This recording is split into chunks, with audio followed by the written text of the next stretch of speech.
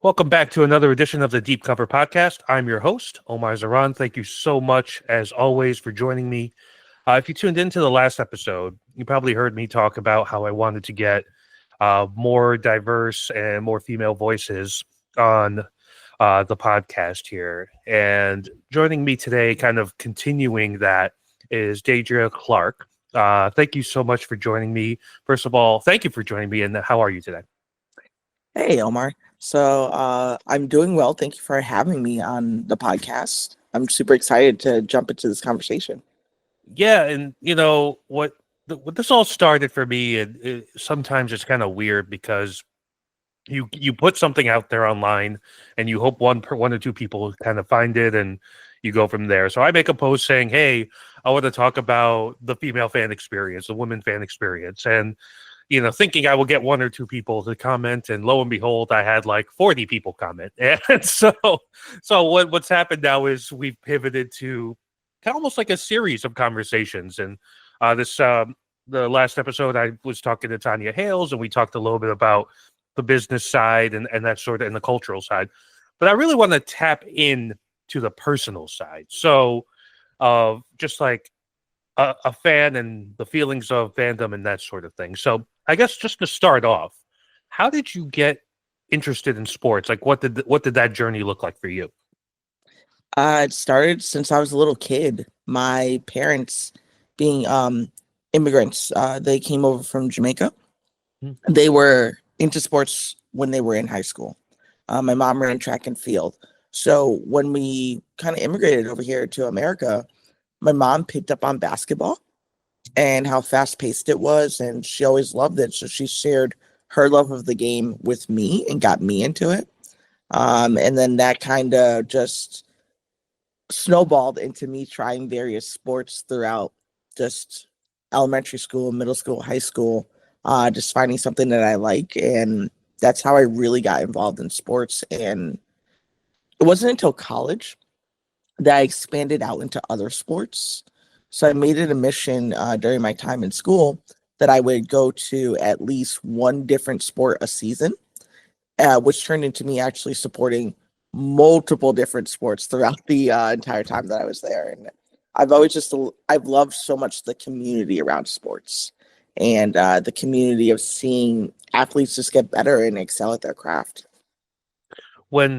When you got into basketball, were there any specific athletes that you really latched onto that really made you think like, wow, this person is awesome? Like for me, growing up in New York City, it was Patrick Ewing. Like I watched Patrick Ewing, I became a Knicks fan immediately. And from there, you encounter like the Michael Jordans, the Allen Iversons and all that. But for you, was there like a certain player or even a certain team that kind of sparked that interest for you? Oh, yeah. So for me, it was definitely the Jordan era. Mm-hmm. And growing up, my parents specifically, we lived in New York and we lived in Connecticut. So throughout the two different times of those states that we lived in, heavily followed the Knicks, heavily followed the Bulls, heavily followed the Celtics within that. And my first experience with basketball, or first live experience with basketball, was actually a Knicks versus Bulls game. And Jordan and Ewing were both playing. And what I vividly remember from it was we were somewhere up high in Madison Square Garden, and I was just running back and forth at the time, kind of just trying to see what was going on in the court. And my dad told me to sit down. And as soon as he told me to sit down and I just watched, I was captivated from that moment. And I knew that like this was a sport that I fell in love with. Yeah, I love that. Yeah, for sure. But go ahead. Yeah. Yeah, so that's on the men's side. Yeah. On the women's side, though, Lisa Leslie and Dawn Staley, Swing Cash, those were the people that really got me into it. For Lisa specifically, seeing a Black woman of her stature dunk in a game, what she was able to do, her athleticism, that drew me more so to the women's side of the game. And I've been hooked ever since. Like, yeah. I'm, one of those 90s babies that whenever I could find a game on, I would find a game on and watch it. I remember my parents going over different people's houses to watch games. So, like, those were different things that we would do. It reminds me of when the WNBA launched. So that was what, like 96, I want to say 96, 97. And so I was 10 years old at the time. And I remember we would go to like this little toy store. They had the little hoop you would put on the door frame and all that. And it was a WNBA one. And I remember wanting it because I thought the WNBA ball looked so cool, the orange and white. It was Yeah, just so much different than any other basketball you saw. And for me, the players that I gravitated towards, like, growing up in New York City, you're supposed to like the Liberty. Yes, and they obviously had like Rebecca Lobo and all that. But for me, it was actually, I loved what they were doing in Houston with Cynthia Cooper and Cheryl Swoops, and just like I felt like their game reminded me a lot of when I played what I wanted to do. Like the handle was good, the shot was good, that sort of yeah, thing. And for me, that was always the one. And obviously, Lisa Leslie was a giant of that era, which is such a big deal. But yeah, a lot of people sometimes forget how heralded a lot of this first wave of WNBA stars were. And there was some impact there, as much as people, I think, sometimes like to diminish that. Speaking of diminishing, kind of on the big elephant in the room, I think, a lot of times when it comes to fandom and sports fandom is almost like the gatekeeping you see from cisgendered men, right? And yeah. and they're just kind of like, this is our space, and you almost are like, you have to take an aptitude test or whatever. It makes no sense. So I guess for you, why do you think this is the case? And two, have you experienced that yourself? Yeah. I've experienced so much of it. Starting off with why it's the case, I think it's society, and how we're raised, the different cultural norms that we're taught. We're always taught, well, leave the sports to the men. Mm. They want to get rough, they need to show off their macho side. Not thinking about the fact that there's a bunch of little girls that love watching these sports. They fall in love with it. They learn everything about it. They have favorite players. And I think part of it too is because women are historically thought of more delicate, more feminine, we're not seen as strong in a lot of spaces. Or if we do come off as strong, it's, well, hold on, hold on, hold on. How do you know more than me about this sport in particular? I'm a dude. I grew up around it. Not realizing that a lot of our dads, a lot of our uncles, a lot of our mothers, like, put us in esports, push us towards esports because they know how much it would mean to us to share the love of the sport with them. Um, I've encountered a lot. I talk mostly about the WNBA and the unrivaled league, but whenever I find myself talking about men or anything within the NBA, I get a lot of pushback. I get told a lot of times, go back over to the women's side. That's why you guys are losing money anyway. Mm. And it's sad because I love KD, Patrick Ewing, Michael Jordan, Steve Nash, like Jason Kidd. Those were some of my favorite players growing up as well. And now seeing Durant, Booker, um, Bam, like a lot of people a lot of men that are now stepping into the spotlight because people are seeing how good they are and how versatile they are and what they can bring. And it's sad to feel like I can't talk about them too, because I get a lot of that negative energy of, nah, to stay in your lane, talk about the girls. Um, it's unfortunate, but for every negative interaction I've had, I found really good guys just to talk about the game with, Mm. and just to interact about different sports with, and to share like some sports that I've fallen in love with, like for them to watch too.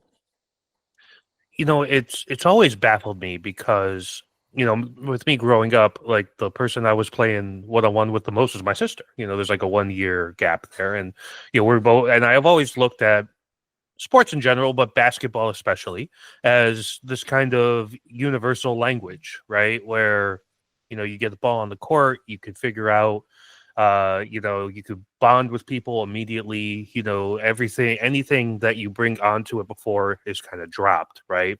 And you're just playing ball, right? And that, soccer has that quality too. Yeah. When you're picking up pickup games and that sort of thing. And so when people just say, "Well, you wouldn't understand" or whatever, it's wild to me, and it's like it's not even like those people who say that are these savants of sports themselves, like those are the same people. If you start, like, they'll get mad at people who use analytics or whatever, for example, right? Like, why are you talking about true shooting percentage? I don't care about that, blah blah blah. And it's just like very dogmatic, almost cult like in a weird way. Yeah. And I just find, yeah, like the go to the women's side thing is just kind of crazy. You see it in the NFL where there's like, oh, you don't really understand what this means and that sort of thing. And I think, like, if this was a hobby, you would want more people to share in the hobby, right? Yeah. But yeah, so that's like the crazy thing to me about it is just like this lack of accepting community and all that. But I guess moving forward, I want to talk a little bit here about the WNBA and Unrivaled specifically.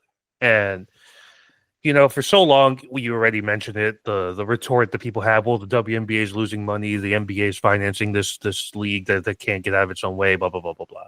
And obviously in the last couple of years, we've seen a momentum shift. The arrival of Caitlin Clark and Angel Reese has helped a lot, obviously.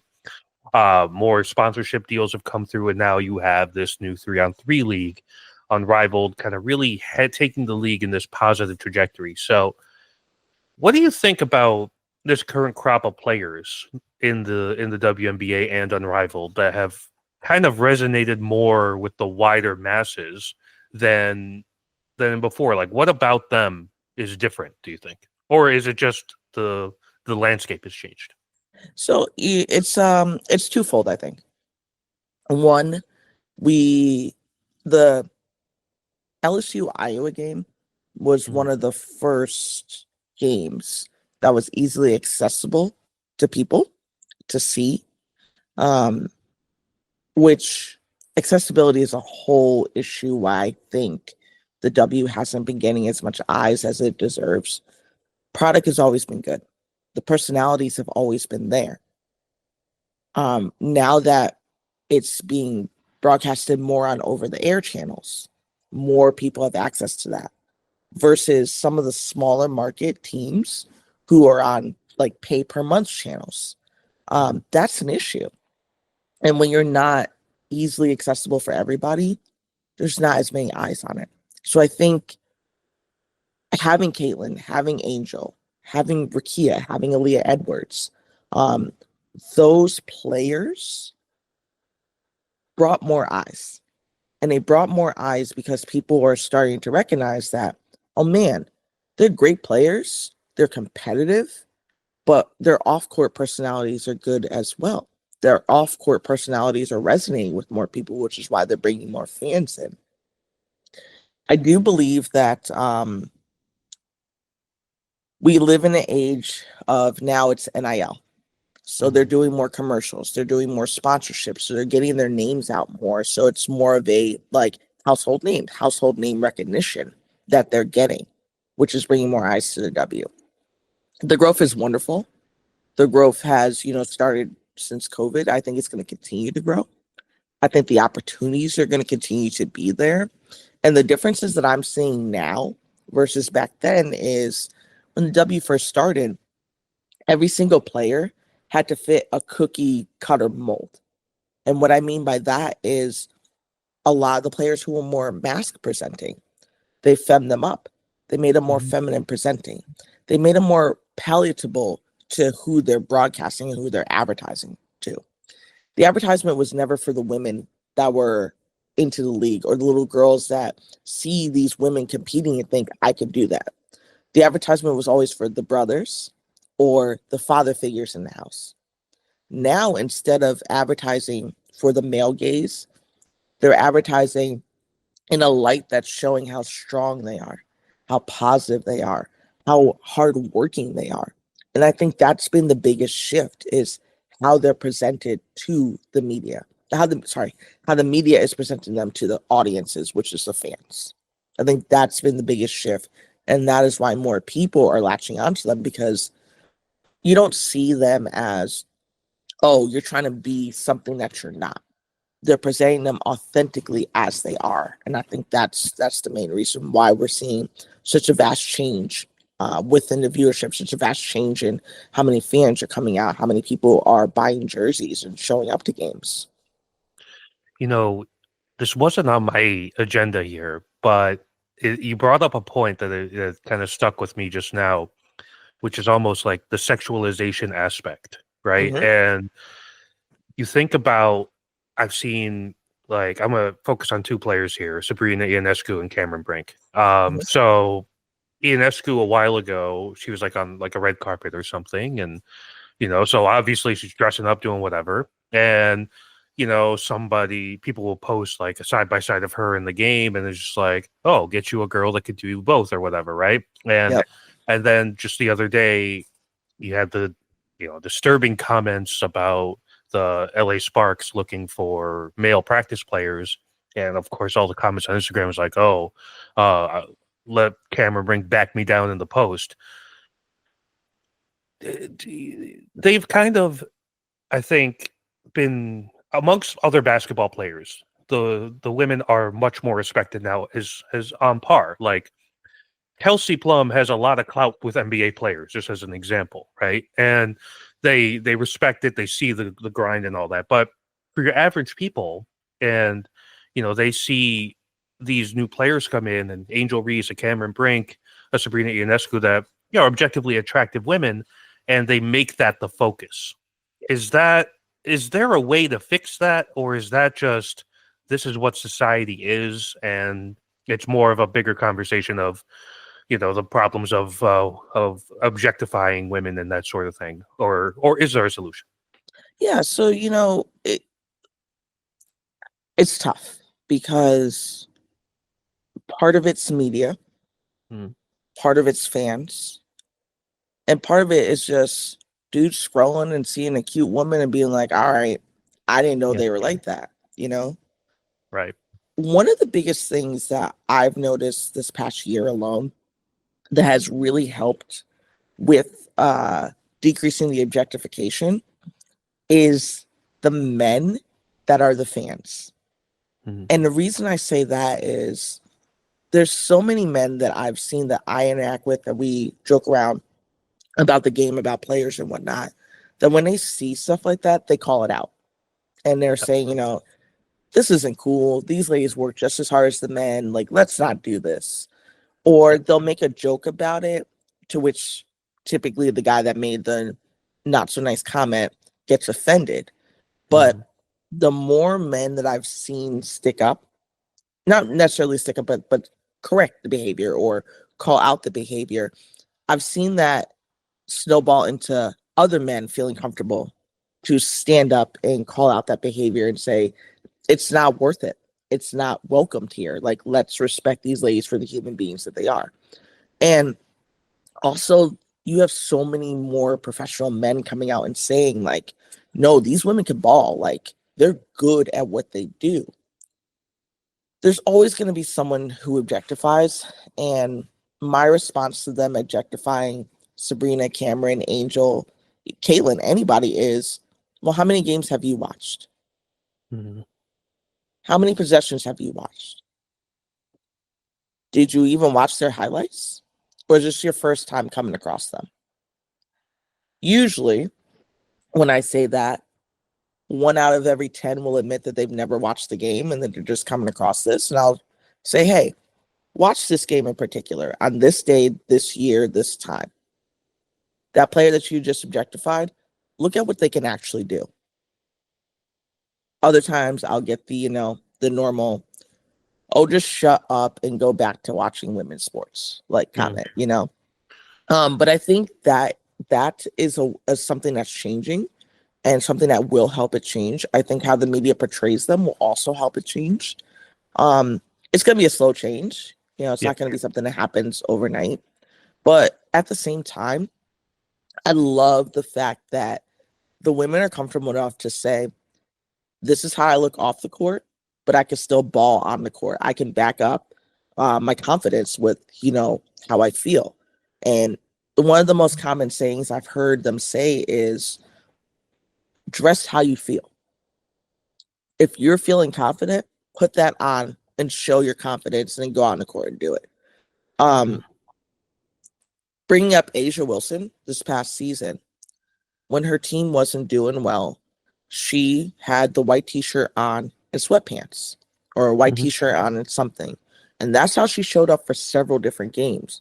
And when they finally asked her about that, she goes, until I feel like we are playing to a level in which we normally play at, this is how I'm dressing. I'm not going to get dressed up cute when I don't feel like we're executing on the court. Which is a mentality. If it was an NBA player who did that, we'd be like, yeah, that's awesome, right? Like that's something Kobe would have said, and it's something that, other great players would have done. And, the whole objectification aspect takes away so much from what this current crop is really being able to accomplish. Asia Wilson is dominant. You have even the younger ones. So Angel Reese is on a trajectory to set rebounding records in WNBA history. Cameron Brink, before she got injured last year, was trending as the league's best shot blocker. And obviously Caitlin Clark with the threes and all that. That's well documented.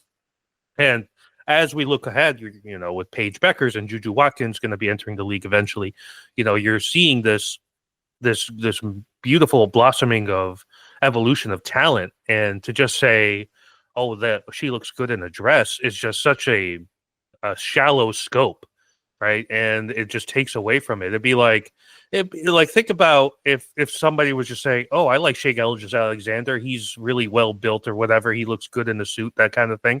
It's the same type of vibe. Like, no one's saying that, so why are we doing that on the other side? So I kind of want to go into. Oh, go ahead. Yeah, I'm sorry. I was going to say, can I share a quick story of something that we've been doing that has made some of the men saying those comments think about it? Is so obviously there's been an issue with the NBA ratings, and the ratings have been down, and it's been a whole conversation. Right. So a lot of times, what a lot of fans have been posting is, have the guys tried to make their shorts shorter? Have they tried to take a shirt off and dunk in the game? Because you realize how ridiculous it sounds when you actually type it out.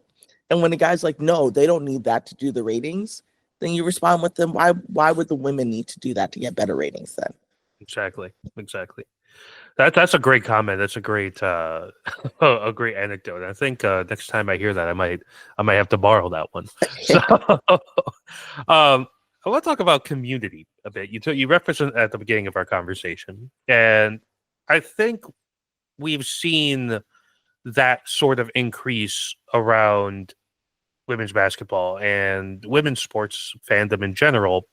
And it's another thing that gets a lot of men annoyed, where you'll have a woman say, for my sports girls and sports girls only, or women should only respond.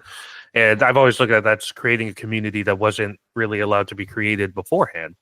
So I guess, what is your position on that? Is it a thing where this is great for people to feel included into something, or is it something that stokes even more division than there's already there? No, it's I think it's a wonderful, beautiful thing. It's created a good community of just strong women who just want to talk their stuff about sports. But at the same time, there's a bunch of men that come in and said, hey, can I join this conversation? Or they'll make a joke and say, I know this is for women only, but I really appreciated Angel's 2020 game in Unrivaled. She's getting better. And sorry, trying to think how I'd say it, that inclusion, I feel like it's more inclusive, right? It starts off as a I want to bring more women to this space. I want more women to have a voice, to have a conversation. But then also the men that appreciate the sport also feel like, hey, let me jump in and get on this conversation too, versus if it was the other way around and they were like, well, men, we want this, blah, blah, blah. And you jump in and say, hey, I know I'm not a dude, but I can appreciate that Jokic had a wild triple double stat that's never been set before. When I do stuff like that, I find the men are like, back up. This is our space. Whereas the women are more accepting and more like, hey, we're just here to have a good conversation. We're here to joke around. We're here to like just talk about what we know about the league and what we know about the players. I think also it's making a lot more women who may have been told before that they will never understand this sport, or they will never get this, or they would never get that. It's giving them more of a voice that they can say, no, I can stand on this. I know what a pick and roll is. I know what setting a screen is. I know what a floater is. I know what this is. It's giving them more information that they can then bring back to those groups that are telling them no, and be like, no, I can talk about this too. I can hang with you guys too. You know, it reminds me a little bit, you know, so I'm half Palestinian, and so for American sports and American life, there isn't a lot of, you know, I could point to this person and say I identify with that person. Like the closest I get in the NBA is like Jamal Murray because he's half Syrian, you know, and he doesn't really claim it or anything like that, but you know, but it's there. So I was like, yeah. And I always find when you have a common interest with somebody that looks like you or has the same background as you, it's beneficial, right? And it's just different than other situations. So when I see women saying, "Hey, I'm a woman. Here's another group of women who like the thing I like, and now we can talk about it," then that's great and sets up community. And then I feel like it's an empowerment thing because, to your example, if you were to go into a male-dominated space and there's like, "Oh, we don't want you to go back to whatever," then you might be dejected. You might say, well, maybe this fandom isn't for me. And I'm sure there have been countless numbers of women that have done that, right? And so I think by creating a community, you're a little, you know, insulated from that sort of stuff. And it allows you to build up your confidence about the game because nobody comes in knowing everything about the strategies of basketball. You know, you learn that by watching games. And so I think that so much is such a big deal. And, you know, obviously we connected through Threads, and I think on Threads there are a lot of, you know, women-led communities and strong women voices in the sports space that really have set the tone. I guess from that aspect, from that social media aspect, has that been beneficial to you in terms of just kind of finding that community, or has it been like a little bit of a different journey? Yeah, no, it's been really beneficial. So I used to just talk amongst the couple friends that I have that watch the WNBA as well. Most of my friends live out of state. So I have very few friends here in state with me that genuinely enjoy it that I could talk to. I started off thinking, let me join the online community and actually just talk. I started off from Reddit. Worst decision of my life. Ended up getting banned. Yep. Yeah. Ended up getting banned from the subreddit because I noticed there was a lot of racism. There's a lot of misogyny. There was just a lot of this toxic negativity happening and going on. And whenever I would say, hey, can we do something about this? That's what ended up getting me banned. So then I was like, all right, let me join Threads and start talking there. And I just met so many people that we love the sport so much. You want to share your knowledge of the sport. You want to share how different things happen, what's going on behind the scenes. And it's just created this wonderful community of people who our only goal is we want to see this league succeed. We want to see these women succeed. We want to talk about sports. And that's now led us to, we're talking about the NWSL league, the women's soccer league now. And there's several people who I'm following from the WNBA community that have now migrated over and are now watching soccer. and now talking about soccer. During the Olympics, we connected by talking about so many different sports that were happening at the same time. And I think that's the beautiful thing about having a community is you may start off with one topic, but then now your community has expanded and you're including others from other communities now.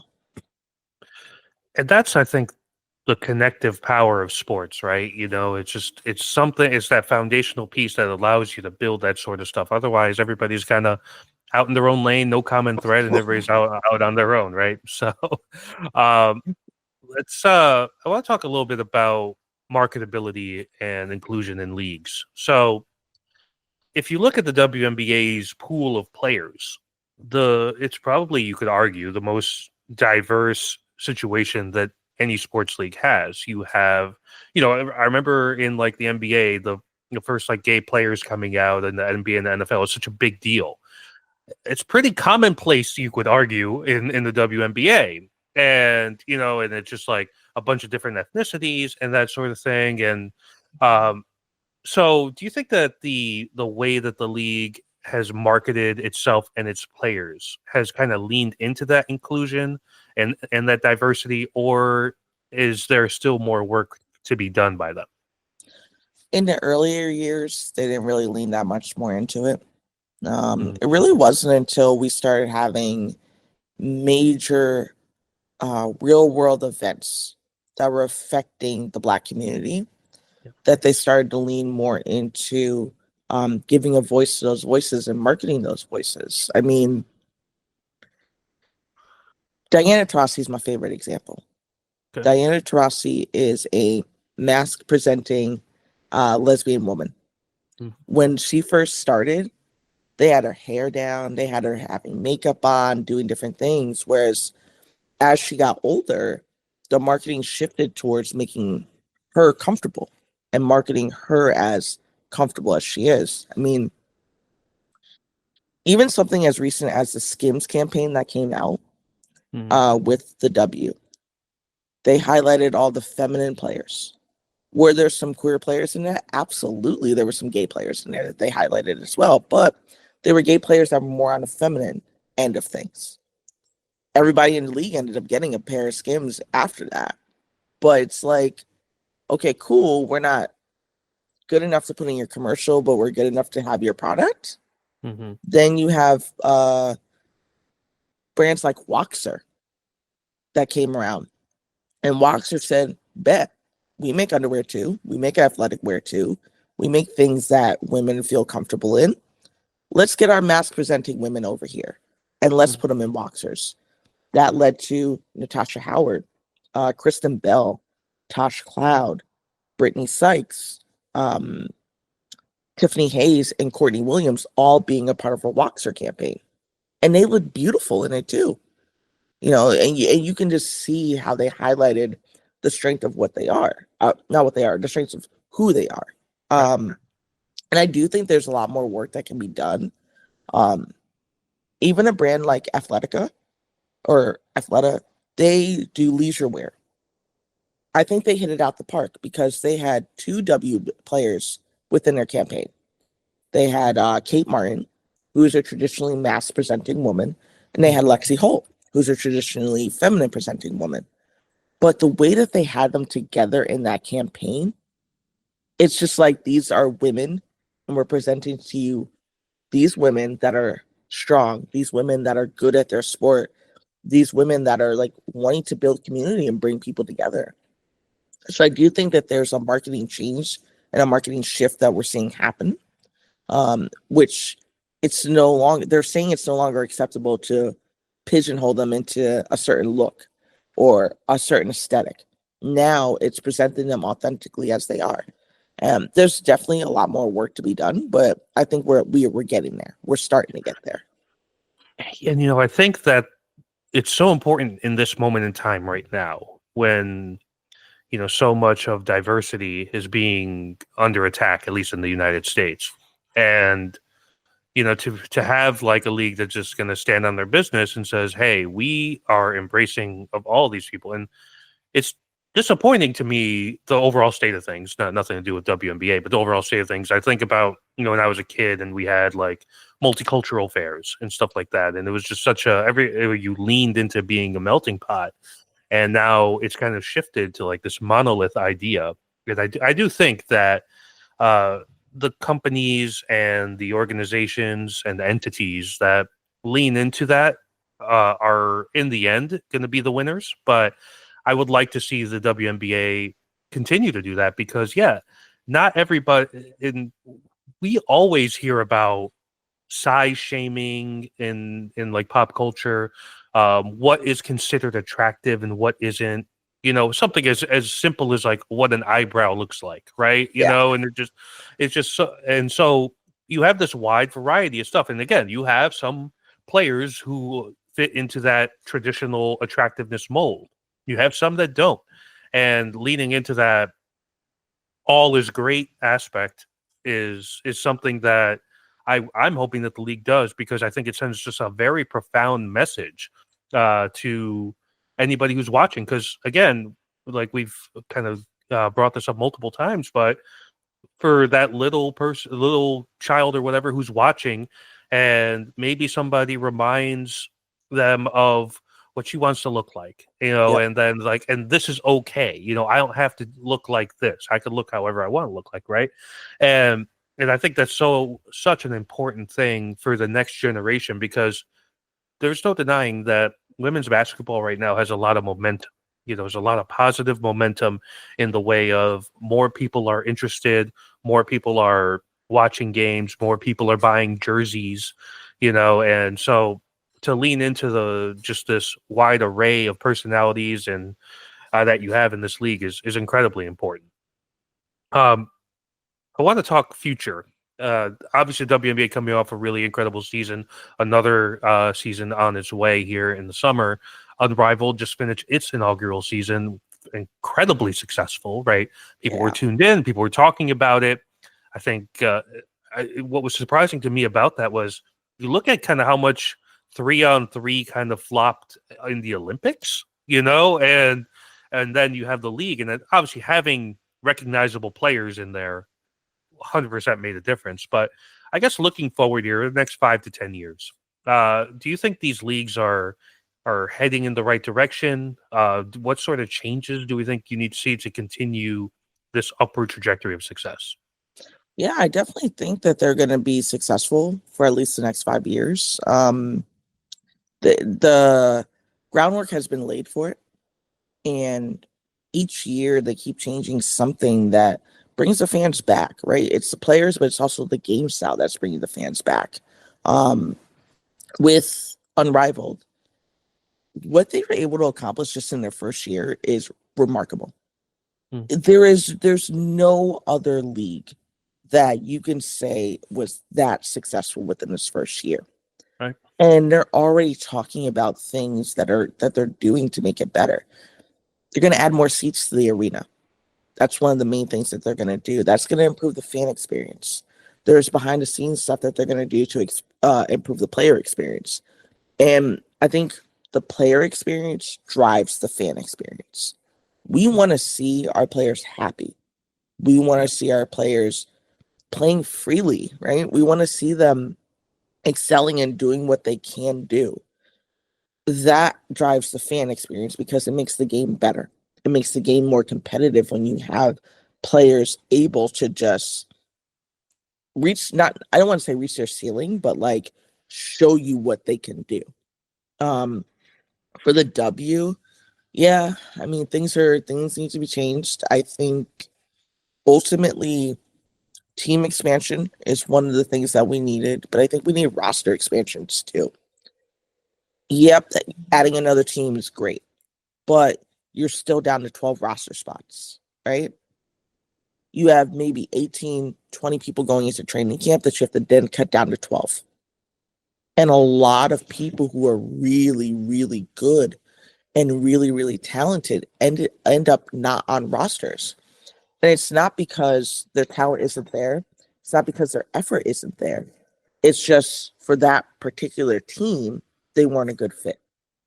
So I think expanding rosters would be a great step forward.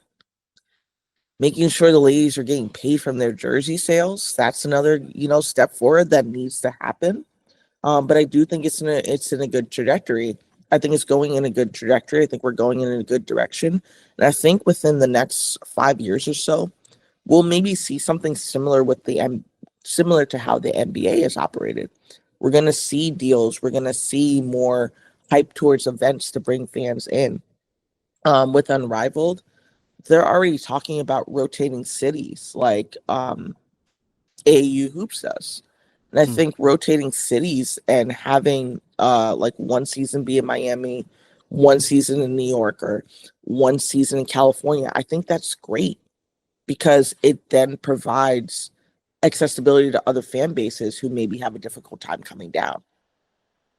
Their media rights deal, they're on one of the highest rating streaming platforms. They're on one of the highest rated cable networks for sports. Like, I think that's good.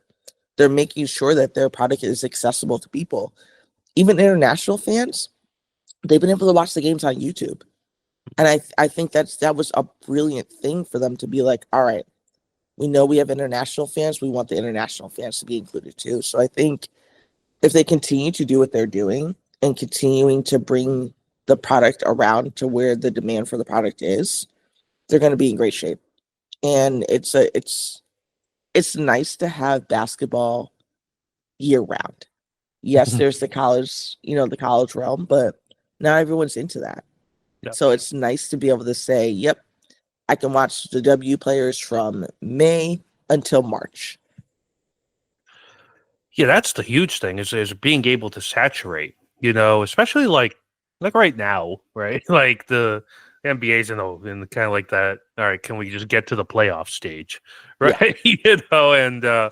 And so like Unrivaled was kind of like a really cool thing because in that kind of post All-Star break haze, post trade deadline haze, it was ramping up its this finale of its season, and that led to a lot of people coming in. Like a lot of people that I knew who watch a lot of NBA, they were just like, I'm dialed into Unrivaled because, these games are mattering and this is really good basketball just on the whole. And I think that's the biggest thing is that people you mentioned the quality has always been there. I would say though that there is, as time has gone on, like it's supposed to, the play has gotten better and better and better, right? Yeah. And now you have more exposure to see it getting better, right? And you're seeing the league and a entity in women's basketball that is just people are taking notice. They see all these players and it reminds them of what they might see in the NBA. So why wouldn't they tune in? And Yeah. I think expansion's good. Adding more markets is good. Golden State, Toronto. Now you got like Detroit and Cleveland trying to get in the mix as well. So I feel like it's heading in the right direction. They got to navigate this labor dispute, obviously with the CBA stuff, but I think they'll get that figured out. Typically, the leagues always get it figured out because they don't want to miss games. That's No, they just definitely don't. they don't.